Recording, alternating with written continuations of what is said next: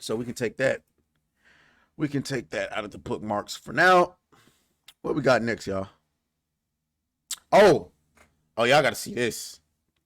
Y'all have got to see this. Shout out to Libs of TikTok. I love. If you're not following, there's two accounts. If you got Twitter, there's two accounts you absolutely positively need to be following: Libs of TikTok and Clown World.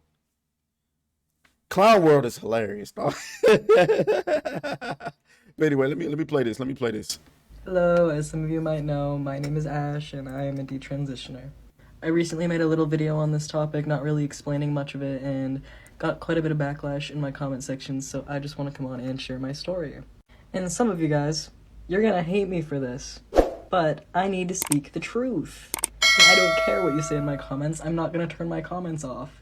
Growing up, I didn't really show any signs of gender dysphoria. I was perfectly happy with my body and being a girl, and of course I was uncomfortable with, like, puberty and stuff, but that was for other reasons. Every girl is uncomfortable with their changing body. And when I was 13, I started to struggle a lot with depression, anxiety, that sort of stuff.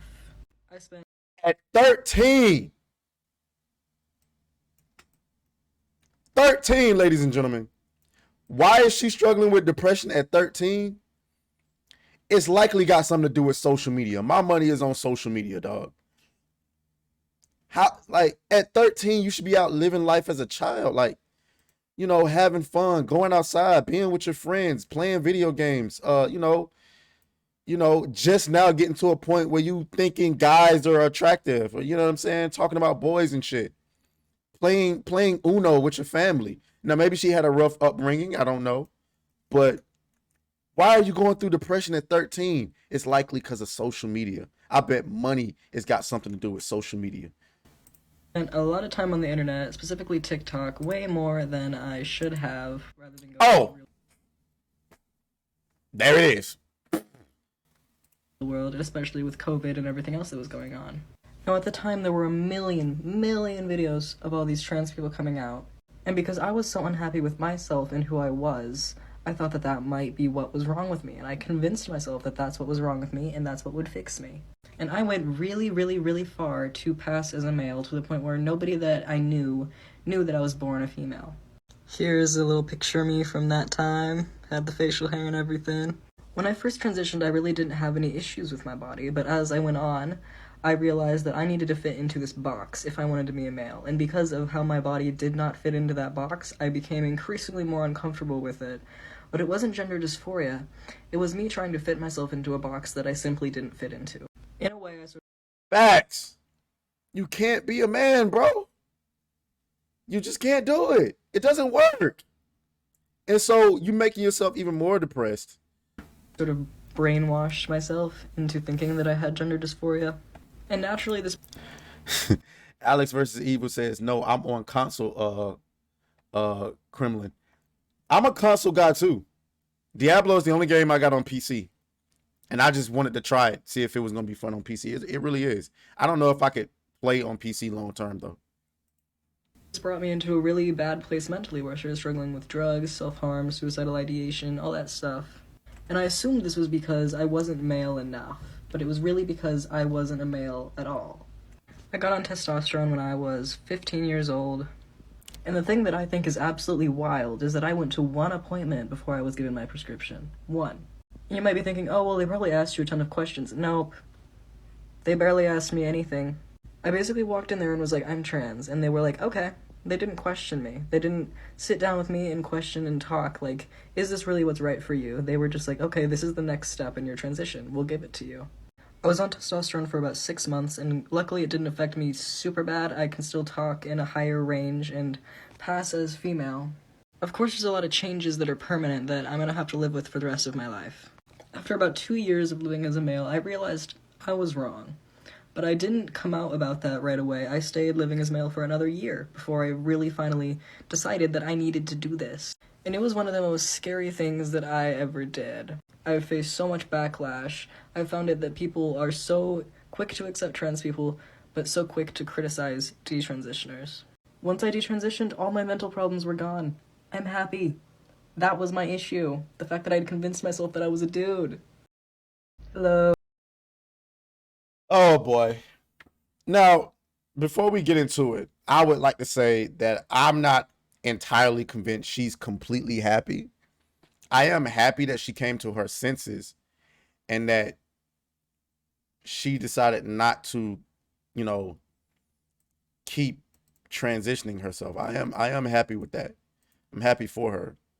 Um, but I don't listen. The fact that she was able to go in there and get this surgery, hands down, no problem. I mean, not surgery. I'm sorry.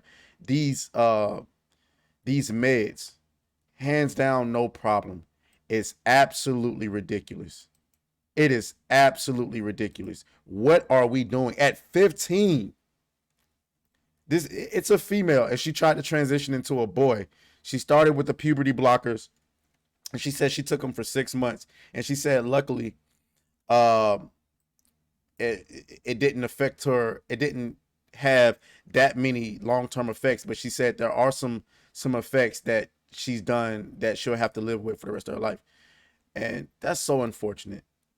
That is so unfortunate for you to as a young woman just be slightly uncomfortable with your body because you're insecure, and most women are, right? Most women are just insecure. There's nothing you can do about it. It's part of being a woman. It's part of being a woman is this discovery and becoming comfortable with yourself. And I'm gonna be honest with you. I'm gonna be completely I'm gonna be completely honest with you. I think part of the reason why women are going through so much depression and being uncomfortable with their bodies is because they've been convinced that they don't need men.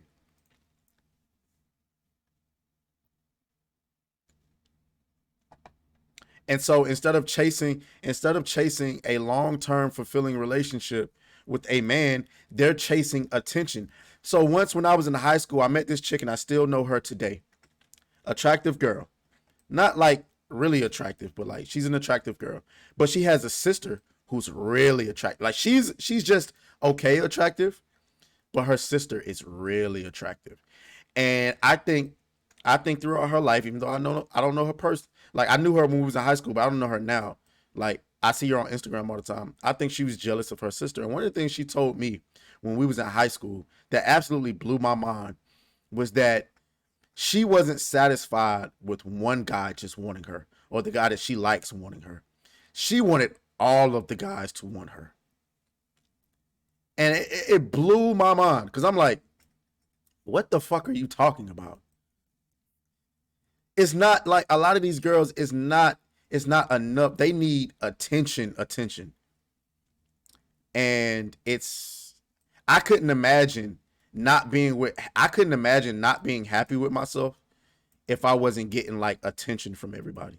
You get what I'm saying? So a lot of these girls and so for somebody to tell you, oh, the reason why you're unhappy with yourself is because you're secretly a man on the inside. What? Like, it's blasphemy. It's absolute blasphemy, dog. So, big shouts out to her for coming to her senses and, not going through with it. But think of how many children are going completely through with that shit on the hormones, on the puberty blockers, and then eventually going to get that surgery. And that's what we're also fighting against the fact that they're trying to make it to where, like a lot of these psychopath left wing people, they're trying to make it to where kids can get the surgery, and hey, it's an evil world we live in. Alex says children alone. Absolutely, I say it louder. You know what I'm saying? So, shouts out to her. I'm glad she was able to come to her senses once again, and hopefully, you know, how much time I got left there? Let's go, let's go. Hey, hey.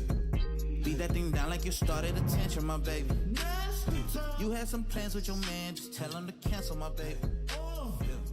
Slide to the crib, look like Dracula's mansion, my baby. When you pull up, it's on action, my baby.